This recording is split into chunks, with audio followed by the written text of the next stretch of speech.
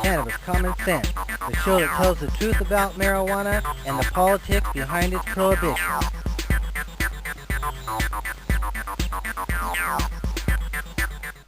Hello and welcome to another exciting edition of Cannabis Common Sense. We have a couple of interviews for you tonight. First up, we'll have Serra Frank, one of the main organizers behind the Boise Hemp Fest. I went there earlier this year and she's been working on legalization there in Boise. I met her at the Seattle Hemp Fest. And then we have an interview with a Iowa activist who's from Kentucky originally, but from Iowa for 20 years. His name's Brian McCullough, and he's a longtime activist, quite a colorful fellow, I think you'll agree. So stand by as we bring out our infamous dancing cannabis leaves. I feel the force.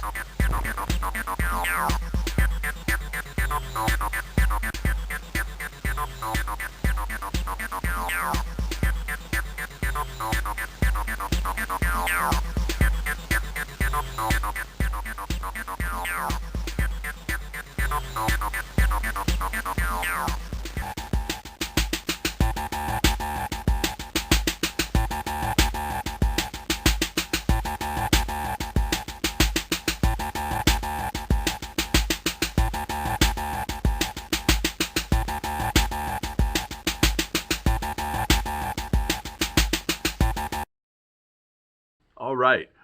If you or a loved one are looking for help obtaining a medical marijuana permit in your state, anywhere across the United States, then we have doctors who can help you.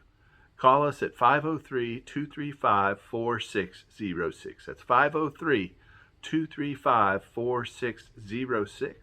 And now we'll go directly to our interview with Serra Frank. Then after that, we have Brian McCullough. Thanks for watching and help us restore hemp.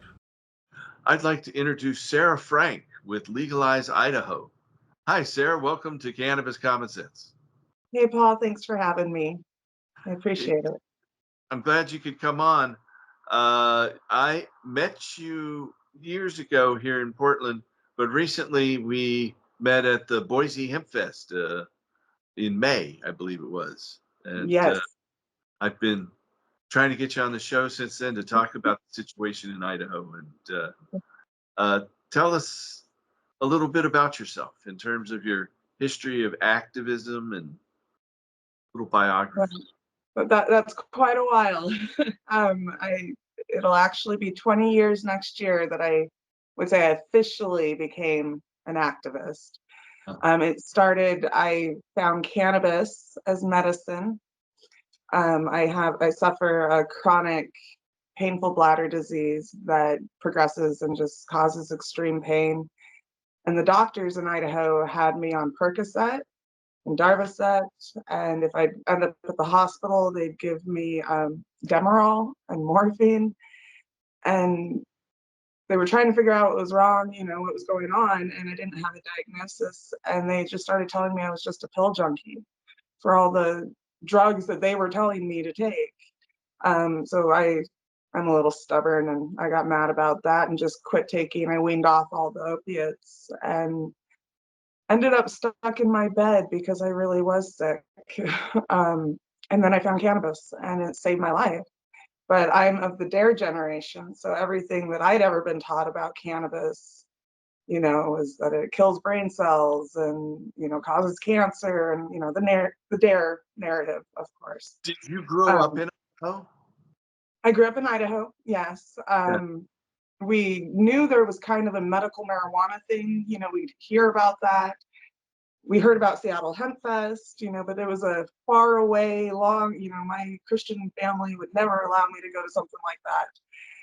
And, but then I started learning, and the first things I started learning was that not only did it not cause cancer, it was killing cancer in studies in Madrid, Spain, back in 2005, 2004, the studies around the world.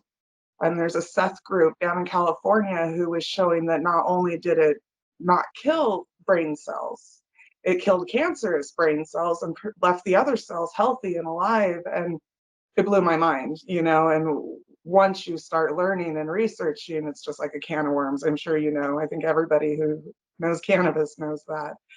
And so I just started looking and researching and learning, and came across names like Jack Herer and started reading. And I made a MySpace page, so that's how long ago this was, and called it Moms for Marijuana, and just wanted to spread everything that I was learning to Idaho, because I was in Idaho, but I was scared, to be the face of it. It's Idaho. Right. And then just one thing led to another. I met other people in Idaho who felt the same way. We started getting together, holding the Global Marijuana March. That was the first thing I, really got into, was Dana Beal, of course. And, they'd send the posters every year. We'd march down to the Capitol, and it was a fun thing to do, to get to know people. And we wanted to help make a difference in Idaho. So we started petitions, we started festivals like Hemp Fest. And it just grew and evolved, and we've done a lot of petition work. But our biggest problem is, the powers that be. Idaho, they really want to keep milking their cash cow until it dies before they legalize. So that's what we continue to fight with. Well, right. It's usually the law enforcement community that really most vehemently doesn't want marijuana to be legal, because they Right. can make money several different ways, and you don't have to worry about marijuana smokers being very violent. We're not. And so, but how did that go over in your community in terms of starting to do these events? Well, in the very beginning, it was very small, low key. We'd only get a few, people here and there.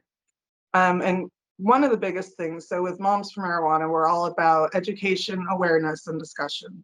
Legalization will follow that. And as parents, we are the teachers of our children, of our community. We're the ones at the family table talking about this. So the goal was just to keep increasing that education, raising that awareness, and creating discussion in our local community. So we would go up to like random people on the street and hand them a flyer, or say, hey, what do you think about cannabis? And back in like 2010 time, the most response was, what's that? Nobody knew what cannabis was. And then, of course, legalization starts to happen. Sanjay Gupta comes out with his weed documentaries. The CBD craze happens, and everybody knows what cannabis is now. And especially as they started legalizing around us. And we kept trying, and they kept denying. And in reality, the legislature in Idaho is just out of step with the citizens. The people want it, and that's what we find. There's so much support, and everything just gets bigger and bigger and bigger. And so many people, there's dispensaries now on the border of Ontario, Oregon, which is the closest to Boise, which is the largest, of course. Biggest are the most profitable in the state. I had a local shop owner tell me that the average day in those dispensaries is a month of his sales. Yes. Yeah, it's the Idaho people. The news even just focused on how every license plate in that parking lot was from Idaho. And then a new one would pop up, and every license plate was from Idaho. And it's the same way all around the borders of Idaho. And the people, they want it, and they're willing to travel to go get it. And breaks a lot and bring it back. You can get it in Montana now, Washington, Oregon, Nevada. Canada. Your Wyoming border is the only one that. Yes, but Wyoming is still a step ahead of us. We, as everything was legalizing, and then the Farm Bill happened. Back up a little. I know.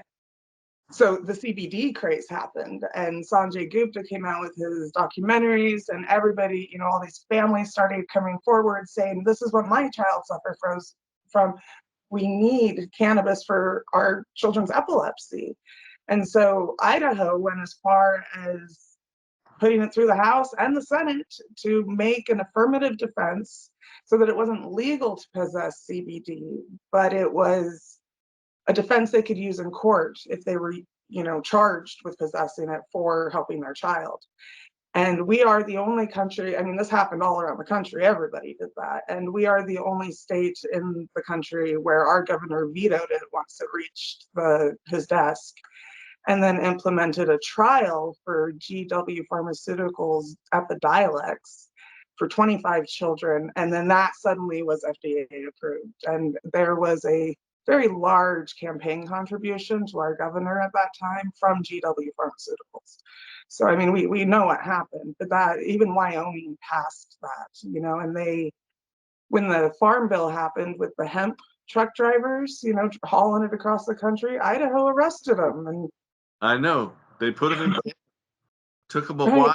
while to get out of jail. These are just truckers that had taken Yeah. what they thought was a legal crop from, I think it was Washington, Oregon to Colorado, and just passed through Idaho. Yeah, it's the fastest route. You know, we've got I-84 that goes all the way across the state and down into Utah. And even Utah, our neighbors in Utah passed a medical marijuana law a long time ago. And so, yeah, we're completely surrounded. I say it's the island of prohibition and a sea of cannabis common sense. So it's only inevitable. And that's where we're at after 20 years. You know, the people want it. They can't keep it alive forever, especially as things start, you know, descheduling happens and legalization eventually takes hold. So Yeah, it remains to be seen what will happen with descheduling or rescheduling. You know, I think it should be descheduled, taken off the list of uh, regulated drugs by, you know, just like alcohol isn't on the list. right. Alcohol probably definitely deserves to be on it more than cannabis does. Right. But Right. And they with the rescheduling, I mean, it doesn't legalize even medical for anybody. It just hands it over to the pharmaceutical company. yeah, So GW Pharmaceuticals, yay. be doing pretty well with their stock anyway. But Yeah.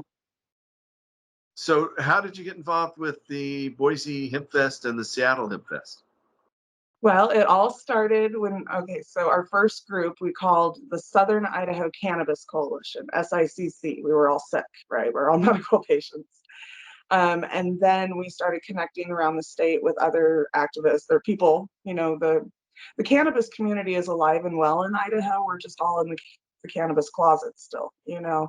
Right. So people started to come out and started doing things, and we found out there was a hemp fest in Moscow, Idaho. So we found out there was this festival, a hemp fest in Moscow, Idaho. And we were working with a senator from northern Idaho, Tom Trail, who was trying to push hemp in the legislature. And he went up to speak and he introduced us to Arlene Falcon, who runs Moscow Hemp Fest in little tiny Moscow, Idaho, up by Lewiston and right on the Washington border. Is What that was that? Is it a what? a college town? Yes, it is definitely a college town. Yeah.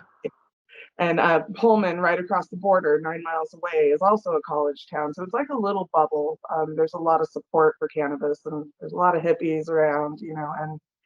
And so it's not like Boise, where I grew up, and where we were trying to put this festival on, you know, in Boise. And so we met with Arlene and learned about how to throw a hemp fest, and then decided to call it the Idaho Hope Fest, HOPE, and standing for hemp offers people everything. Okay. Because we were so scared to even use the word hemp in Boise. And that first festival, we had like 35 cops show up and all stand in a little circle under a tree. What year was that? 2011. Okay. And Russ Belville just sat on the stage with his microphone and educated them. And he's such a great educator that our festivals have always been to try to give him a microphone, you know. And so then there was another one in 2012, and then Idaho started messing with the activists.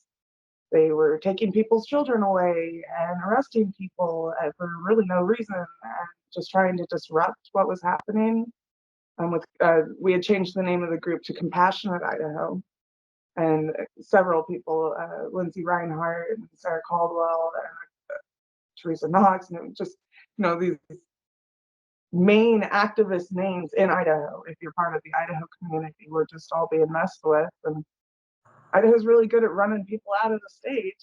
So you have a lot of Idaho refugees living just over borders. So they can't be at home because they're criminals there, but their neighbors in these bordering states have a lot more compassion. And So that's where you're at now. You live just over in a college town on the other I side. am just over the border. I've lived over the border in Oregon. I was 20 miles away from Ontario when we were working we had to end the moratorium on dispensaries in Eastern Oregon. And so we worked to do that and brought all the dispensaries right to the border. So, it's changing, and getting Idaho doesn't stand a chance. It's just a matter of time. And I guess, I'm a patient woman. So here we go. Right. All right. Well, is anything happening with the legislature? Is there any hope in talking to them? I know they listen to money for their campaigns so much. Well, they do. And we always have, we're the butt of all jokes, Idaho is when it comes to cannabis. And even the legislators are making jokes about it. The most recent legislation they were trying to pass this last spring was to make a mandatory fine for people who are caught with marijuana in Idaho to $420. That's obviously a joke. But we are known for being on the wrong side of cannabis history here. Even Mike Crapo was involved in, killing the banking bills. And so we still have to use cash at all the legal dispensaries. And Cheech and Chong's Chews made fun of Idaho by saying, these CBD chews we ship everywhere except Idaho. I've seen that. Yeah. So we're the butt of all the jokes, and but the people want it. I have faith that the people want it, and it will happen eventually. And honestly, the prohibitionists try to say that, oh, all these people are fleeing from Washington and Oregon and California, and they're coming to Idaho to get away from the mess caused by legalization of marijuana. They're just like blaming it all on marijuana legalization. But the people I talk to who come from those states are like, it's not already legal here. It's not already medical. I mean, I'll vote for it again, but I thought it was, because it is like all over the country. So we are getting a lot of people transplants who might help us change those laws soon. I see.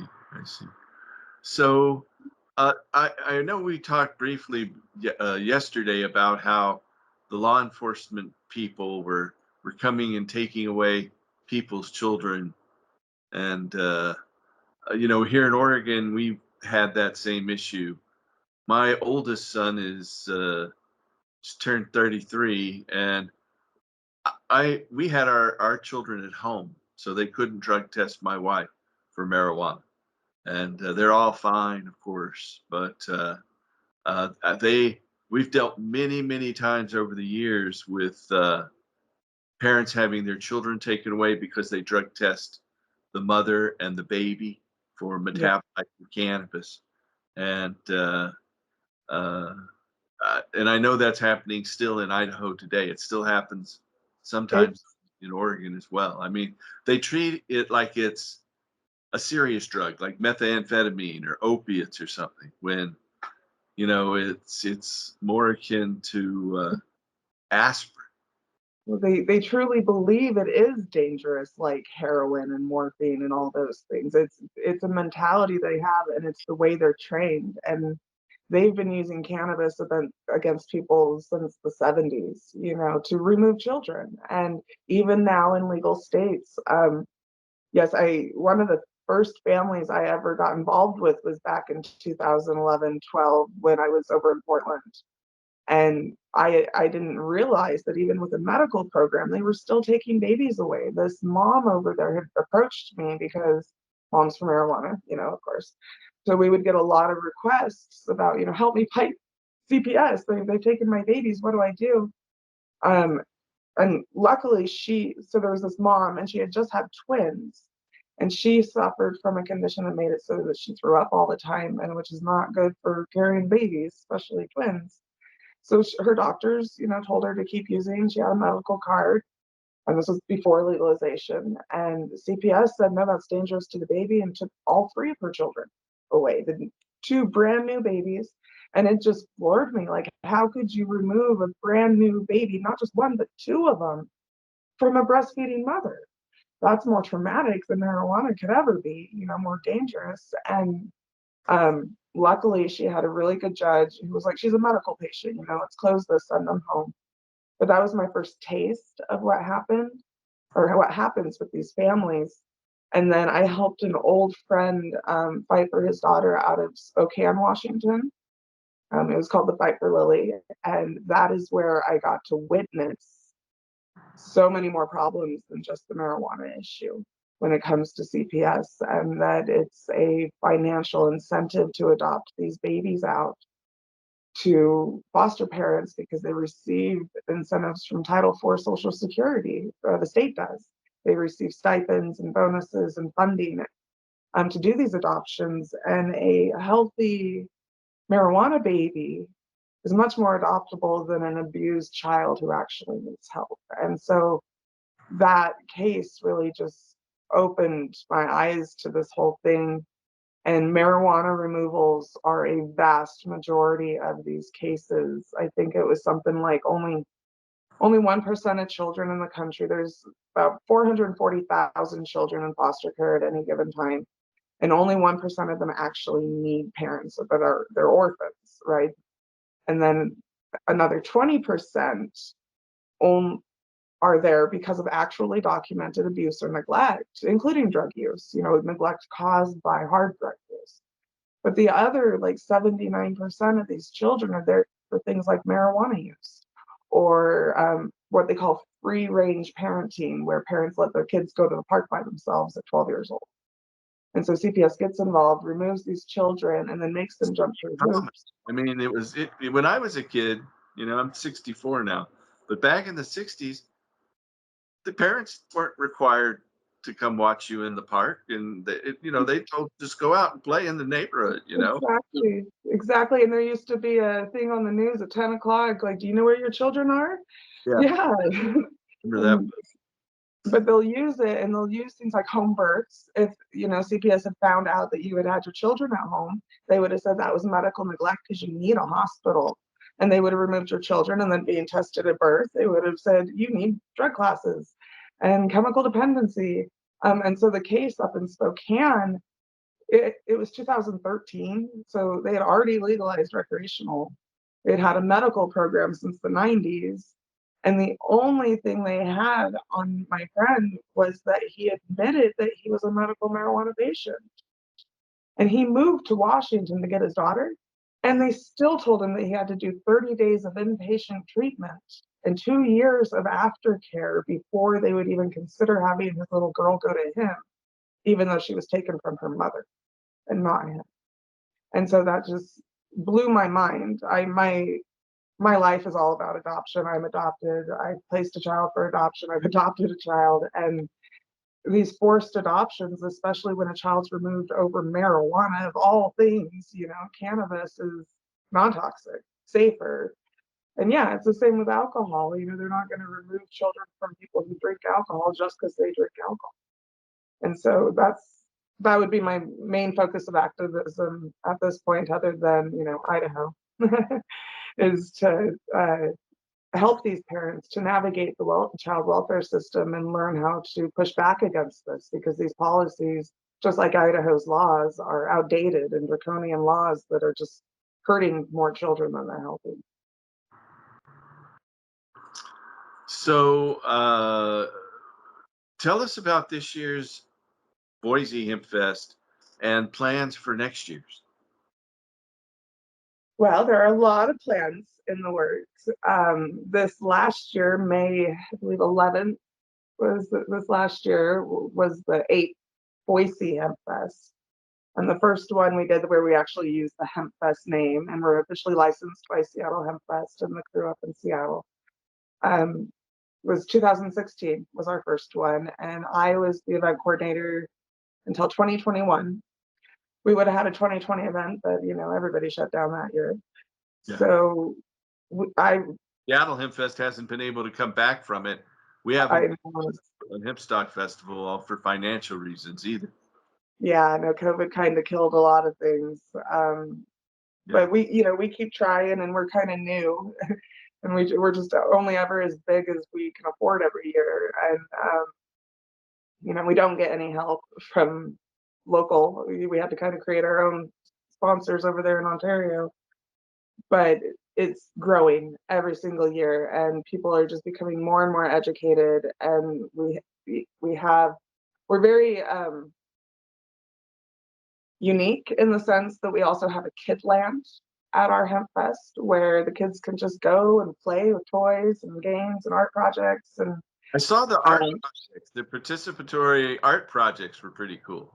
yeah, it's just a fun Yeah, place. And vendors.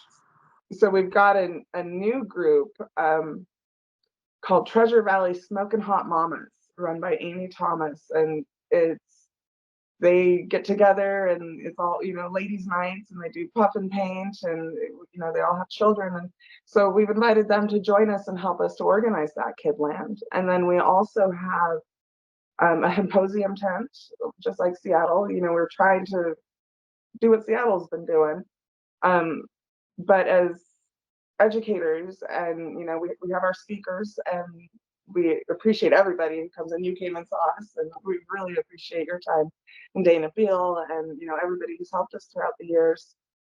But we also have educational displays in these tents, and people can go in there and learn everything about cannabis. And that's the one thing in Idaho that's still really needed, is education.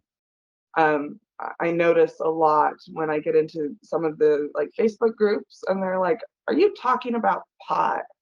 I'm like, "Why do I hear my mother's voice as I'm reading this?" it's the 90s again, but it is just a lot of or misinformation that is spread around, and just people needing more education. And so that's what HempFest's purpose is. We are a cannabis education event, and we've got plans for this next year. Will be May 10th, 2025. Are we already at 2025? What's the name of that park? Is that is that the Snake River? No, that is the Boise River. Oh, The Snake River goes out by the Owyhees. So nice. when you were coming into town, you saw the Rockies right Yeah. there. It's Julia Davis Park, and it is downtown Boise, right on the Boise River, right next to Boise State University. And the reason we chose that park is because it's also where we would start our global marijuana march. So we would all gather right on that street and march down to the Capitol, because it's a direct line to the Capitol building. So we just continued with that because, we were so scared in the beginning that nobody was going to show up. And my dear friend Ryan Augusto said, at the very least, we're having a party in the park with our friends. And if they tell us to get away, then we're having a protest. So we're having an event no matter what. But the city of Boise has been wonderful, and the Boise Police Department, they're great. We didn't even have to include them until we added a beer garden to our festival.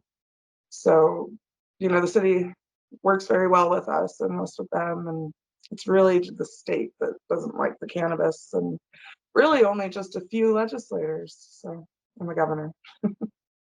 Well, hopefully you can get better people in there sometime soon. Obviously, it's a dynamic situation. You know, you talked a little bit about the Global Marijuana March and it's starting there in that park. When did that, and how you get these posters and things joining, 350 different cities around the world with the yippies out of New York. I will So, force to get those as well.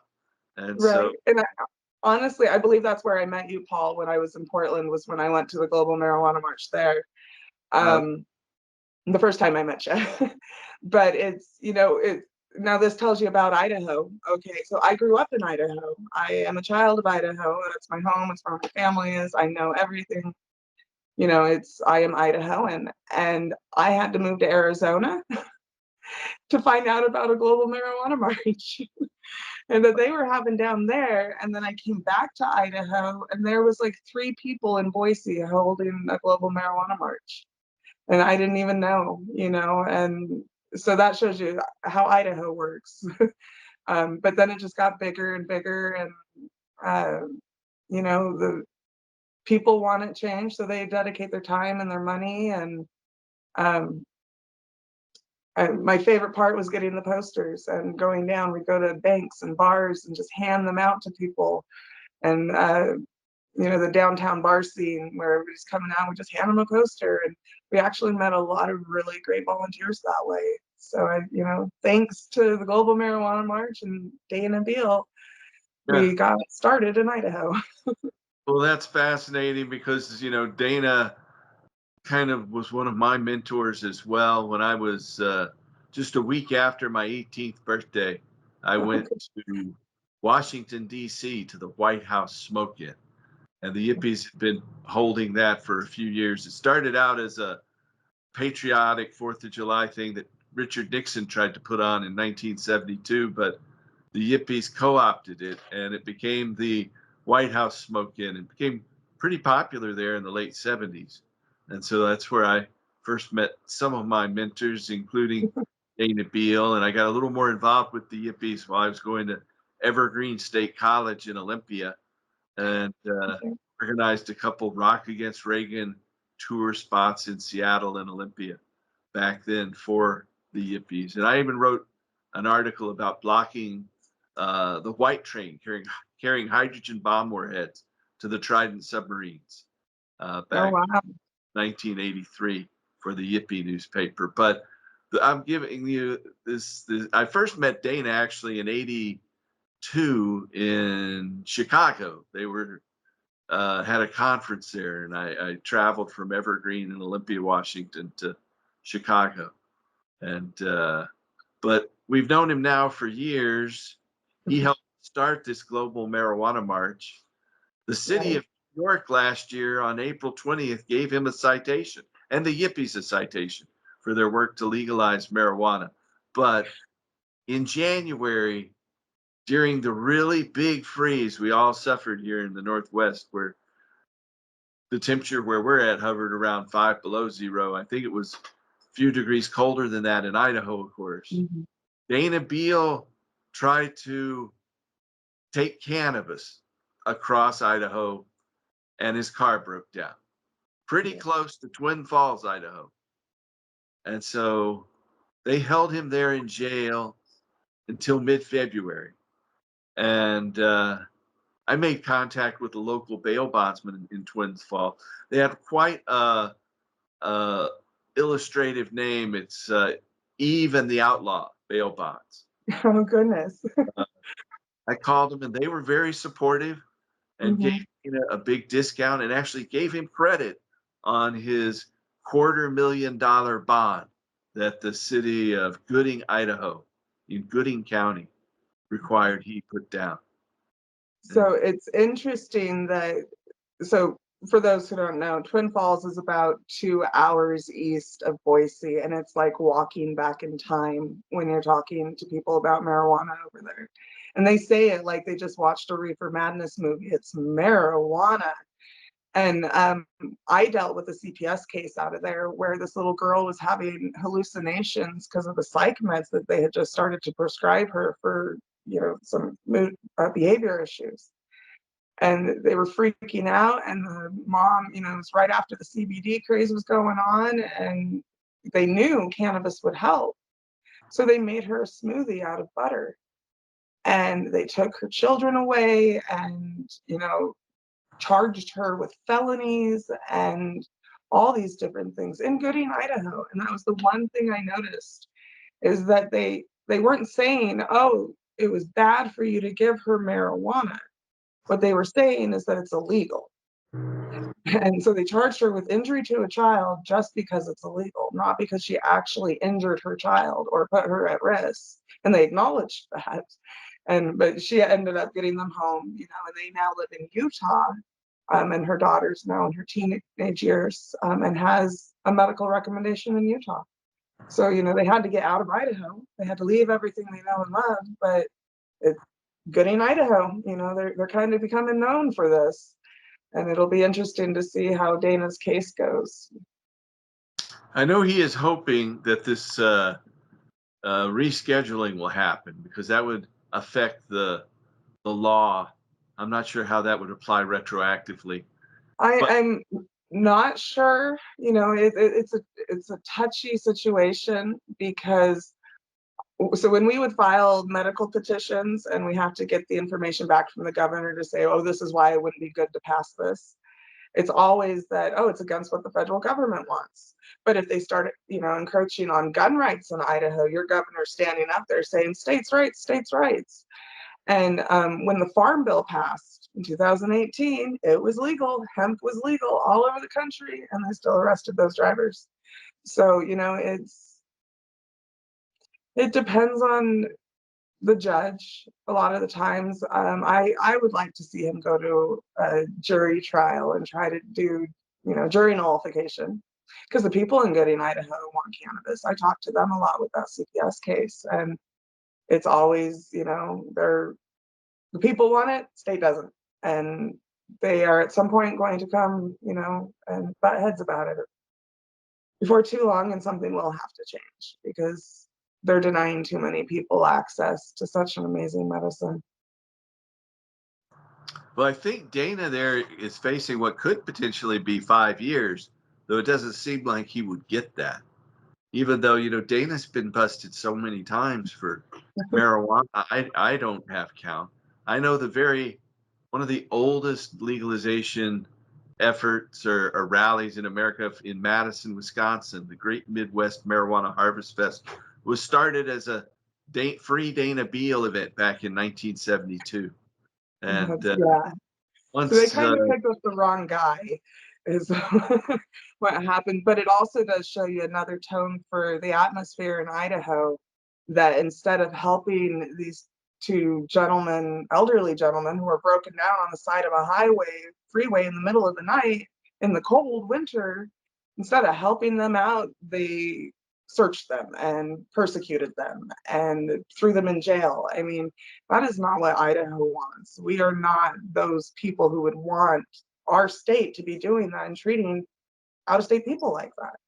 It's we care about our neighbors, and nobody should have to, deal with that just because our laws are so ancient. And so that's what we got to change. But it starts with education. And I think that's just our biggest success is the education of Idaho when it comes to, the misinformation that gets spread. that's what this show is about as well, is educating people and getting that out there. So if somebody wanted to contact you or your organizations, what would be the best way to do that? Our best when they're not as active, but there are still so many different various groups in Idaho. So we kind of created Legalize Idaho as a general umbrella. So legalizeidaho.com will get you me, and pretty much just tell us what you want. I'll point you in the right direction. If you want to help with Kind Idaho and their petitions, if you want to help with education or Hemp Fest or lobbying, we've got everything going on. It's just, and we definitely need more people. And we would definitely do better if we could get, some outside attention to the issue that is Idaho. We've got a lot of people. I remember contacting some of the main policy groups. I'm not going to list any names, but several of them said that, wait 10 years. That was in 2010. So now it's 15 years almost. So, we could use some help. Idaho really, really needs help, especially from people who are educated. Let's help educate Idaho. And that's what we've got coming up. And legalizeidaho.com will get you anywhere. So, thank you. Hey, is there anything else you'd like to say here in closing? I think it's good. I kind of just ramble, and I know you edit, so make me sound okay. Sound fine. I appreciate it. Well, thanks for coming on. We've had Serra Frank of Legalize Idaho. Find out more at legalizeidaho.com, right? Correct. All right. Thank you so much, Paul. Keep working and restore hemp. Yes, thank you. I'd like to introduce Brian McCullough from Iowa, a longtime activist from Iowa who's worked on several cannabis events, Journey for Justice, in a couple of states, right? In Florida and in Texas. Yeah, Florida, Texas. I did one, Tanya Davis in Ohio. The journey there was called Row with Tanya. So From Dayton to the Capitol building, Columbus to Dayton. So when you say roll, you want to tell us what that is? Well, that meant we would be with wheelchairs and patients on the side of the roads, marching in a caravan from city to city. We had to get permits from the police departments, and all the state issued, highway to follow the rules and regulations, so that we could do our first rights amendment protest on the sides of the road with signs that say "Stop arresting medical marijuana patients." And we would do this, and everywhere we went, the police would stop and say, "You got a permit? You got this? You got marijuana smoke? What are you doing? We're gonna arrest y'all." And we'd be like, "Hey, we're medical marijuana patients. The governor knows we're coming. You're gonna mess with us, you're gonna get in trouble. You better leave us alone. The governor knows he's expecting us to be at the Capitol. Don't interfere with us and let our patients smoke their pot because it's medicine. Get used to it." This was 20 years ago. They were killing people back then for doing what we were doing. So when did you first become a cannabis activist? You want to tell us about that was very early on. And when I was 13, I bought my first bag of marijuana from a man that worked for my dad. He sold me a bag of Acapulco Gold for $40, a whole ounce. And he says, "I'm going to drive you to the Campton, Kentucky." It was in eastern Kentucky. He said, "I'm going to drive you to town to the parade. I'll leave you here. I'll be back in 15 minutes. I got to go to the lake. I want to take a piss or whatever. I don't like parades. I've seen enough. I'll be back in 15 minutes and take you home." I live an hour almost away. It was an hour by school bus ride in the hills of eastern Kentucky to get to school. So it was a long ways. He never showed back up that day. The reason he didn't show up? 2 men shot him to death while he sat in the car trying to sell them 2 pounds of Acapulco Gold. Wow. Yeah, they were found racing down the highway on the interstate on the Mountain Parkway, headed for Winchester, Kentucky, and the cops found them and arrested them there. But my friend was murdered for selling pot. That's when I knew right then that marijuana should be legal. There's no reason to kill a man. The deal is to be coveting something that somebody owns. So it got worse. When I got in the 8th grade, I saw an article from High Times magazine that said that they were selling paraquat poison marijuana to high school students and grade school students. So I wrote my very first medical marijuana report, reporting that cannabis that was tainted with that terrible paraquat, and that if you smoke it, you will destroy your lungs. It's just, we were 13 years old, man. And I put that on the walls of the school and got a straight A+ from my school teacher for doing that. And then when I joined the infantry, I joined the Army right out of high school. I couldn't find a job. I had a girlfriend who was pregnant. When you were in Kentucky? Yes, I was at a lake. I was at Harrington Lake, Kentucky. I had just graduated the 8th grade, or the high school. I got a GED. I hadn't got my GED yet. I quit high school. And my friend, I'd given him a joint. He played drums. He was a great musician. His name was Mike. And he got in his car, was coming to school, wrecked his car, and he broke his neck and killed him.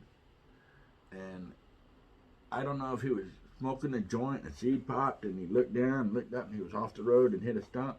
I don't know what happened. All I know is I gave him a joint one minute, and he was dead the next. And he was a bright, wonderful thing. And so things got kind of bad. I was worried that marijuana might be dangerous. And then they started doing things like saying that marijuana, denying people, when I got out of the Army, they were denying people kidneys for smoking marijuana.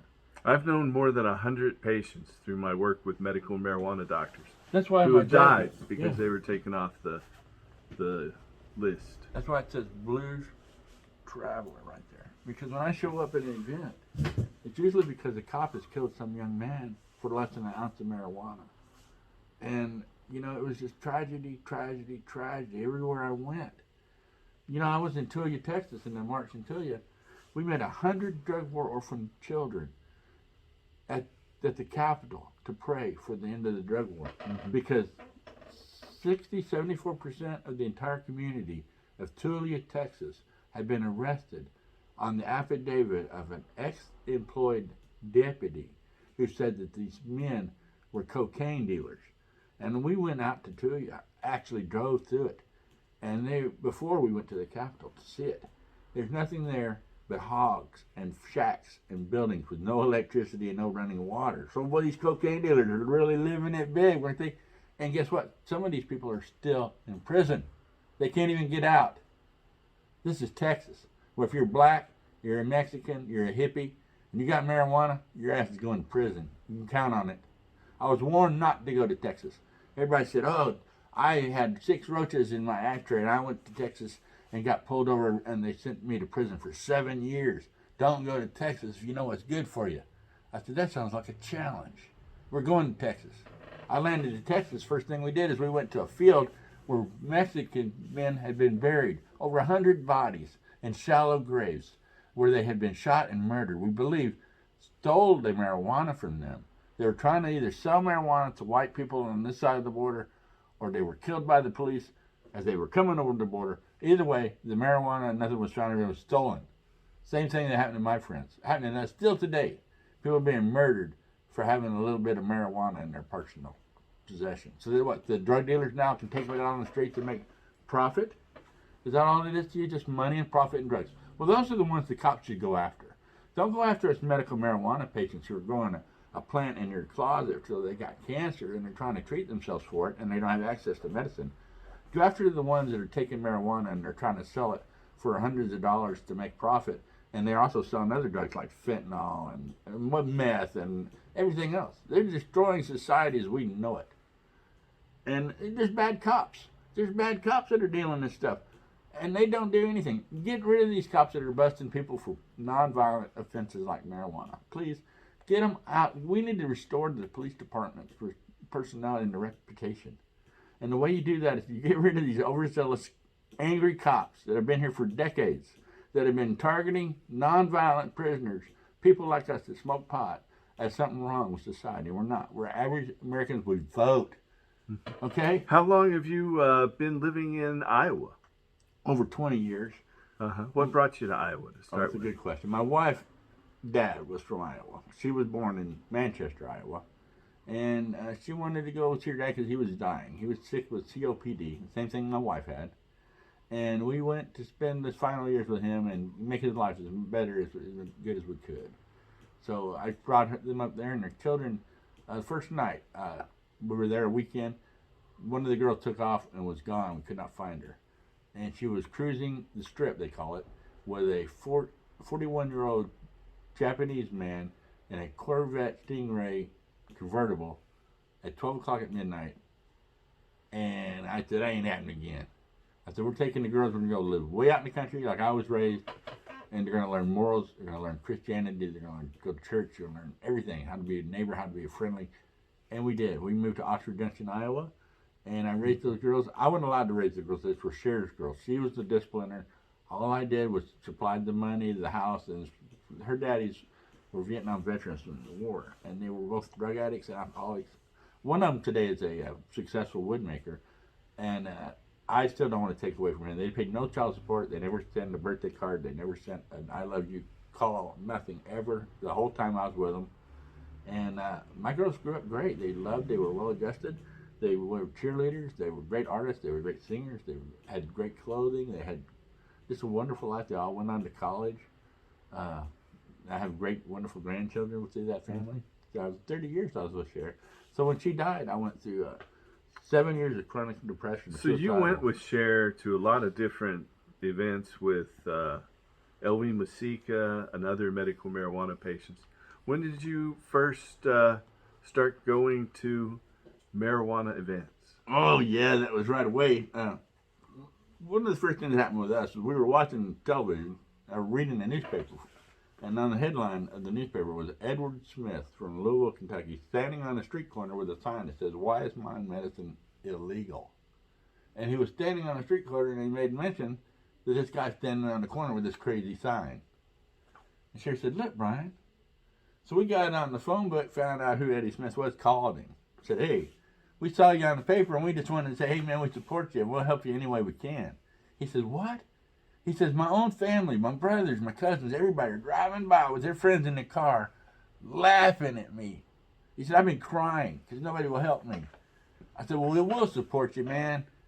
He said, "Really?" I said, "Yeah." He lived like 140 miles away in Owensboro, Kentucky. So we left Kentucky Lake, drove immediately to get him, smoked him up. He told us his life story. He had cancer and AIDS, and he was dying, and he needed help bad. I said, "Man, well, what do you want to do?" He says, "Well, there's an activist thing going on in Florida called the Journey for Justice. I'd like to do that. I said, we're going to do it, man. I said, pack your bags. You're gone. It's like that. God made it possible. You got to believe in God. That's an important thing. I want to tell all my friends that you're listening, give God a chance. I know it's hard to believe in stuff you don't see, but if you give it a chance and open your heart to it, pray about it. Open yourself up. Your weaknesses, everything. Pour it out. And it'll make it way So for you went to the Journey for Justice, and tell us about that. Well, the first day we showed up In Florida. In Florida. Where did you show up in Florida? Stark, Florida. We started at a prison where a prisoner had been beaten to death, and they had written to Kay Lee. Kay Lee was the leader of the Journey for Justice. She was not the founder. Well, she is the founder. The leader name was Godey James, and she was a well-known cannabis activist from Florida, the Cannabis Action Network. She was in it from the very beginning with Kevin Applin, who's a very smart, well-educated lawyer, who was backing us with all the paperwork we needed. We didn't just go willy-nilly into the state of Florida to try to legalize marijuana with a bunch of patients. We had support vehicles. We had medicine. We had security guards. We had contact with every policeman on the force in every county, in every city. And every time we came to a red light, they'd be there to stop us and yell at us and scream at us and get in our face. Oh, it was terrible. But it's all videotaped. If you want to go see it, it's on YouTube. It's called The Journey for Justice in Florida. I think it was 9 days, 7 days, all kinds of weather. We were all complete strangers. We all got together for one reason or another, and we completed it. And it's quite an adventure. And then we turned around and did it in Texas, too. We shocked them to my governor. Where did you go in Texas? Well, we started off in Austin. We wanted to go to Austin because President Bush wasn't president then. He was just the governor. He was running for president on the religious value. This is a good one, Paul. He was putting pamphlets on car windows that said, we got homosexuality out of control. We got crime in the streets. We got drug dealers. Marijuana, the biggest terrorist in the United States. They're selling marijuana and they're buying weapons and they're trying to overthrow the government. By God, I can't allow this to happen. Are you with me or are you against me? George W. Bush. He dropped that all over Waco, Texas, his hometown. And guess who the biggest money contribution was to his campaign? Our Bursto Oil Company out of Saudi Arabia. The very first place that the army hit when we went over there. Yeah. His dad and the king of Saudi Arabia are like this. They're like Jesus and the devil. I mean, there's a good cop and a bad cop. Which one are they, you know? So you went into Texas and you started in Austin? Where did you go? No, I didn't start in Austin. That's where you ended at the We Capitol. started, I think, at Little Hempstead, Texas. Okay. I think he wrote a really good journal on this was Kevin Zeese. Oh, okay. He was the ACLU lawyer at the time. Yeah. And he could not wait to go on the Journey for Justice with us. Kevin Zeese has passed away, unfortunately. He went quite peacefully in his sleep. Amen. But he was the head of NORML in 1982, and he named me as the Washington State NORML director. Oh, you are So definitely that. It was back then from 82 to 84. But Zeese was then helped start the Drug Policy Foundation, which The became DPF, the Drug yes. Policy Alliance. Yeah. That's where I met Doug McVeigh and Yeah. all those good guys, yeah. Doug McVeigh still lives here in Portland.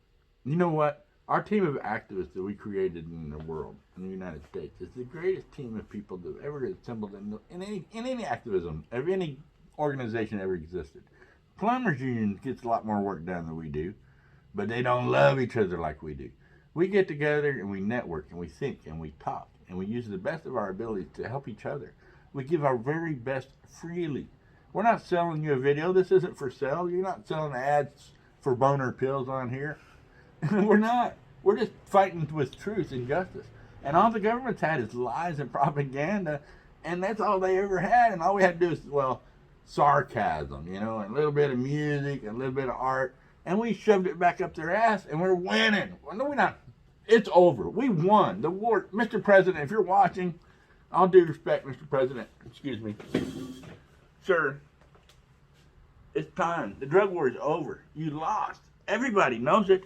There's not a teacher in America that doesn't know that marijuana drug war is unconstitutional. There's not a fourth grader in this country that does not know that it's unconstitutional. I got 2 pardons from President Biden Is that for right? possession and federal law. I was Well, convicted there we go. of possession in the United States Capitol in 1989 after going to a normal convention there. And I got a pardon for that. And I got another pardon for having 2 grams in my home here in Portland. I was busted and charged with growing marijuana, but in the end I was just convicted of simple possession. And so Biden pardoned me for that as well. Congratulations. I gotta throw Wow, that in there. that is You're going to fantastic. address the president. Yeah, I didn't expect to address the president. And all hats, I don't know who the president is. Is It's it Aaron Biden. Kamala Harris? Is it an AI robot? Is it Biden? Who knows? Who knows? I want to be president. Vote for me for president, and I will get pot legalized. But you know what? Even the president that tried before, there was Reagan. People don't know that Reagan thought he was really bad. Jack hated him because he was really hard on Jack when he first became president, became governor of California. He had Jack arrested for getting people voter registration. Can you believe that? Jack Harrow was getting people to vote in a college campus, had a flag out of pot leaf like this one, and the governor was coming by in a limo and he said, "Hey, what's that maple leaf doing?" He said, "Sir, that's not Canadians. That's hippies. Those are marijuana freaks. They're trying to get marijuana legal." And he said, "Well, we're going to see about that when I'm president." The very first weekend he was president, he called the law on them, had them come down there and arrested them all. And what were they doing? They weren't smoking pot. They were registering people to vote. Right. That's the part. Jack loved that one. He would Jack just laugh like hell actually- over that. I met Jack in '82 down in Los You lucky Angeles. dog, you lucky I dog. stayed at his partner's head shop for about 3 weeks. But Oh, Jack Jack and Ed I- Adair? Ed Adair? yeah, at Heads and Highs belonged to Ed Adair. I just want to mention these people because the people that are selling dispensaries in Indiana and Illinois and everywhere I've been don't even know who Jack Hare is. I said, you have a any lot Jack of people Hare? think he was just a strain of marijuana. They're He like, was yeah, a I know who grower. Jack Hare is. But he wrote a book called The Emperor Wears No Clothes that That's talked right. about the history of him. And it, The conspiracy popularized- behind him, what keeps it Yeah. illegal. That's why that book is so important. That thick, and every page can be documented. You can go and get a copy off of it onto the internet, or how you do it, a photocopy, and educate. Yeah, it's out there. Just look up The Emperor Wears No Clothes or Jack Hare. You'll Yeah. find it. Herer. Yeah. Well, so you went to Michigan. Oh, yeah. And there was the Rainbow Farm there. Oh, yeah. And just before 9/11, back 23 years ago, friends of ours were attacked for growing for cannabis. You want to tell our audience about that? Sure, it won't be the first time I had to talk about this subject. Rainbow Farms was a farm that was built by Tom Crosland, and he was a realtor. He had real estate. He would buy farms and turn them into things. He was one of the first people to ever flip property. He would do stuff like buy a field, turn it into a road, build a lot, sell it to a guy that wanted to build a convenience store. Bam! Got rich that way. He did it for years. So then they decided we really need marijuana legalized because we're criminals, man. We got a bag on us everywhere we go. So he said, well, we can vote them in. We can get people to vote, like Jack was thinking. So they wrote Jack. He wrote High Times Magazine. He got in touch with Steve Hager. Steve Hager started doing events there called WeFest. And The then, World Hemp Extravaganza and Expo. yes, and there's a great video that Steve has put out too on He his put a channel. couple of them in Oregon too. Oh, is that right? Yeah. Yeah, I didn't know that. There's so much I don't know. That's why I love getting around Paul. He's like a museum of books. I can just open up and get the facts out of it. Well, so you were at Rainbow Farm, and what people don't know is that they came in to arrest Raleigh and Tom, and they Charged them with failure to pay their taxes. Tax evasion was what the warrant said at first. They killed, they called in 20 armed agents in SWAT blacked out outfits with no names, made all my friends, I call them friends, but they're actually family, because everybody that survived Rainbow Farm is a family now. And we have trauma from this. PTSD, severe. We don't like to even talk about it. It's hard for us to go back there. I haven't been back yet. but I'm going back because I owe it to my people. I am the leader of the Rainbow Farm tribe. Not the Rainbow Farm tribe, the Rainbow tribe. Has been prophesied by the Lakota for thousands of years. You may have noticed this that I wear proudly around my neck. That's the all-seeing sun. That is called the Great Mystery. That is what we're in. We're in a great mystery. And it's up to us, each one of us, to get activated, to wake up and try to end this war on drugs. And start doing the righteous things instead of the unrighteous. Trying to be nice instead of being unkind. Well, let's talk about what happened with Rainbow Farms. Let's focus back on that. It's hard for me. And so they came with 20 cops, and in the end, they held all my friends in the sun at gunpoint. They even wouldn't let them pee. Derek said he was standing out there with a gun in his face. He said he woke up, he was laying asleep like this. With a gun in his face this close. He said, I thought I was going to die. He said, man, he said, like you walk in a room and there's a bunch of cockroaches in there. And you're the one cockroach that stands up and goes, hey, man, what are you going to do? You going to smash me? And that's how quick it was. He thought I was going like that.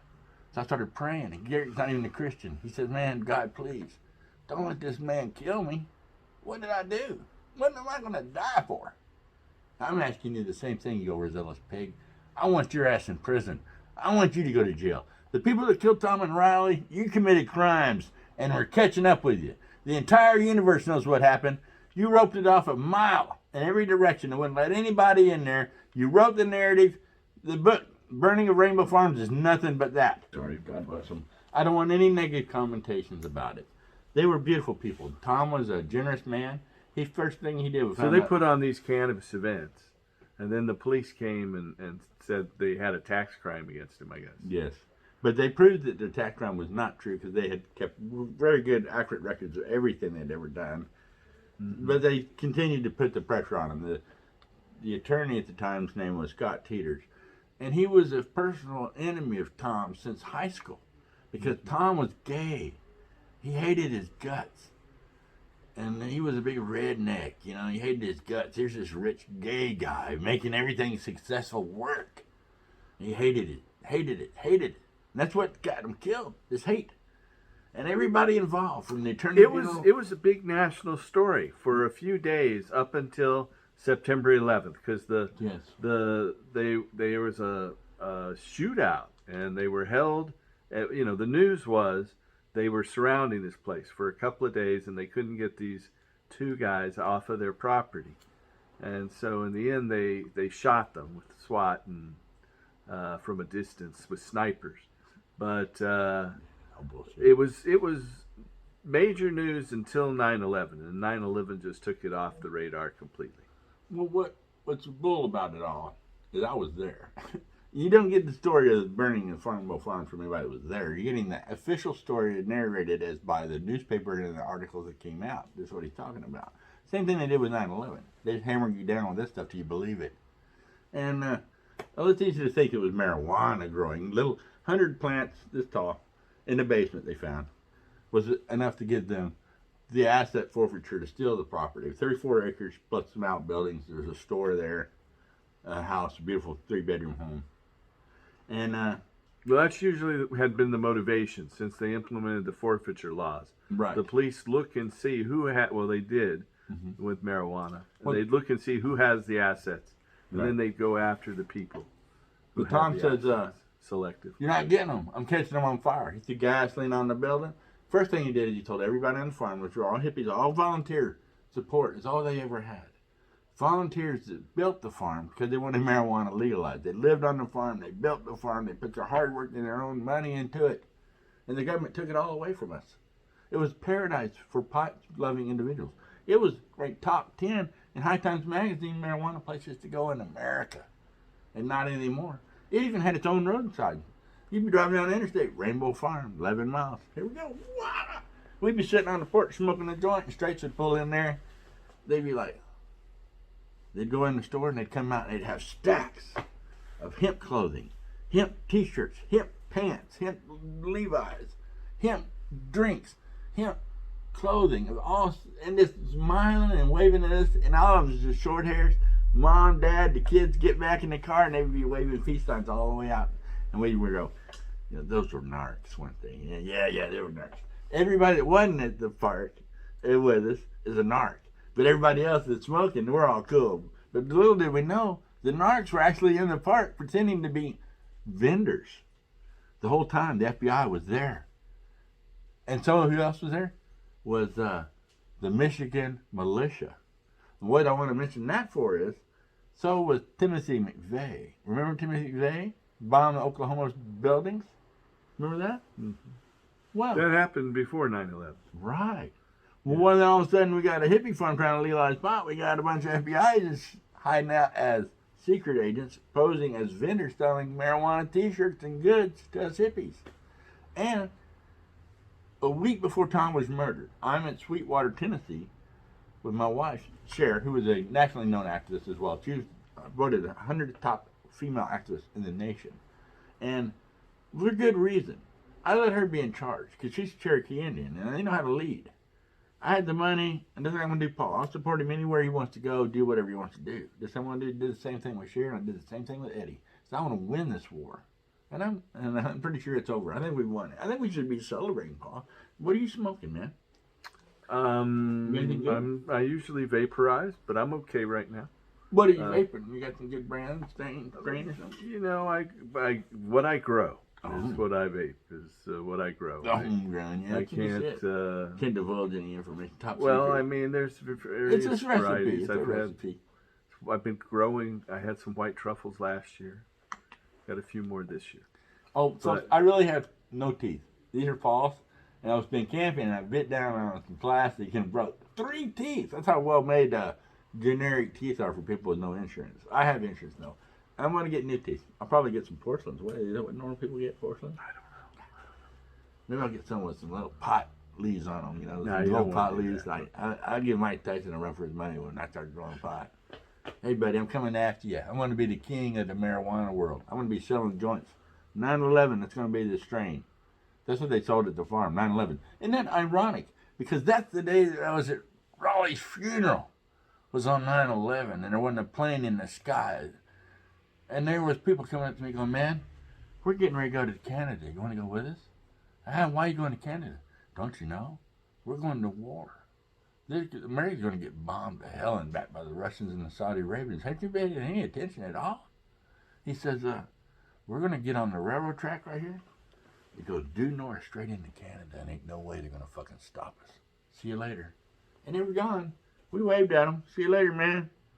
And then we went to Raleigh's funeral, where I was with my dear friend Jessie. And if you're watching, Jessie, I want you to know how much I love you, baby. She let us actually stay with her when I held a roadside protest. I was the one that built the roadside protest on US 60, a mile from Rainbow Farm. And every day we watch on the TV what the media was saying was happening at the farm, and the media was full of bullshit, saying that Tom was a gay guy, he deserved everything he got. Then they'd have a preacher come on and go, oh, they deserve these idolizers, these adulterators, they need to be burned in hell forever, they get everything they deserve, these idolaters, these drug dealers, yeah. And they did this 24 hours a day for a week. And Jessie cried, and we wrote the newspapers, and she got on the phone, and she said, look, you're putting down the greatest man that ever lived in Cass County. What are you doing this for? Stop it, stop it, stop it. And they never would stop it. So I'm sitting there one day, and the FBI agents drive by in a black car, an old LTD with black windows. They roll down the window and they yell, you're next! Bang, bang, bang, you're next! I'm sorry. But he yells that at us. All us hippies are trying to get support for Tom and Raleigh's funeral, you know. We had a donation jar that said, please donate money to the survivors of the family, which would have been Robert, the young son, 12-year-old son, that Tom and Raleigh were raising successfully as a child. That's what I think the federal government really had against government. We had against Tom and Raleigh. Wasn't it they were growing pot? That made it easy to steal the property and murder them and call it reefer madness, and we all buy that. But that ain't the truth, because I was there. First thing I found when I got there was a CS gas grenade. They only used that for 2 reasons. To hide from the enemy on a sneak attack.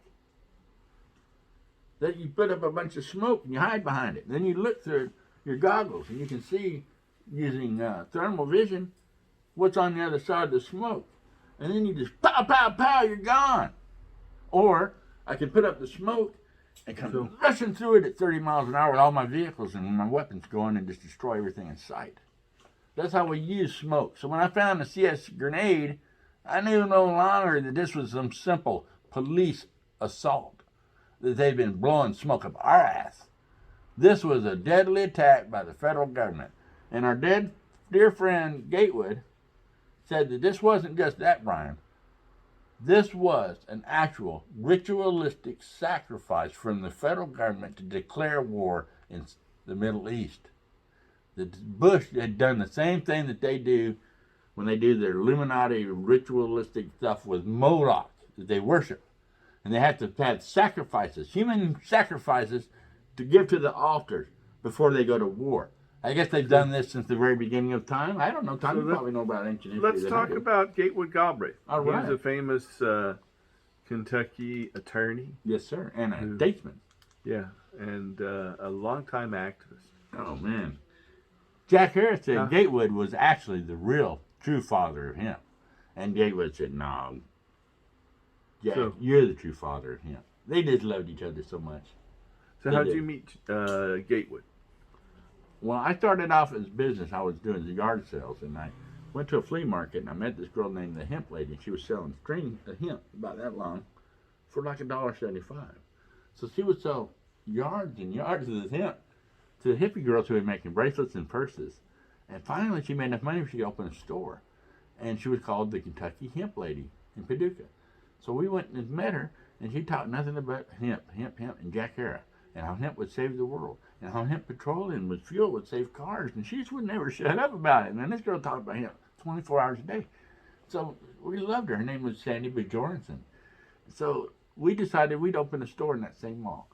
And I opened up me a little flea market, and she says, well, I met this girl named Paula, and she's got a guy named Gatewood Galbraith who's running for the governor of Kentucky. He's going to legalize marijuana. So we called Paula, and Paula's called Gatewood, and Gatewood said, I'll tell you what, folks, I'll meet each and every one of you if you'll be at this place at this time. So we showed up, and there was Gatewood. He showed up in a van, and him and Kathy Lyons, his running mate, showed up. She was real close. She wasn't from far away as he was. So she was, ready to help. His local favorite. So many people voted for them. They got more third-party votes than has ever been in the history of the United States. And they lost the election, but Gatewood said, it isn't that I lost. If any politician takes on my ideas and my platform and what I believe in, then I'm a winner. That's why I beg people to run for office. Please run for office where you live and give them your ideas so that people can catch on and get with it, man. You don't have to be the winner. You just have to win by letting people hear your ideas and cogging on what you have to say. I'm a 1% guy. That means I'm the 1% that thinks the way I do. Nobody thinks like me. I'm the only one that does. Mm-hmm. Not many people want to hear it. People don't like my music. People don't like my message. People don't understand me. I'm part Christian. I'm part Lakota Indian now. I've done religious ceremonies with the Lakota. I see things two ways. I see them in a white way. I see them in a red man way. And when the two paths cross, I get divine wisdom and vision. I can see truth and lies. There's so much you don't know, folks, because you're asleep. You've been fed a line of schooling and education that has got your mind in a square block that you can't break free from. But I'm telling you, reality is not what you think it is. It is not. I'm sorry, I don't want to get too deep into that, but that's what happens on Smoke Pot. Thank God for pot. Okay. Well, I've been talking to Brian McCullough, and is there anything you'd like to say in closing, Brian? Yeah, I would like to say it's not too late to get activist. Anybody can be an activist. All you got to do is want change, and you can write letters. I joined Normal. I know a lot of people say Normal doesn't do anything, but you can call our office here at 503-235-4606. Yeah. It's right there on your screen. And please do. I want to retire from the drug war. That means I want other people to do the marching. I'm not going to give this up. I love it way too much. You people are too wonderful. This is my life.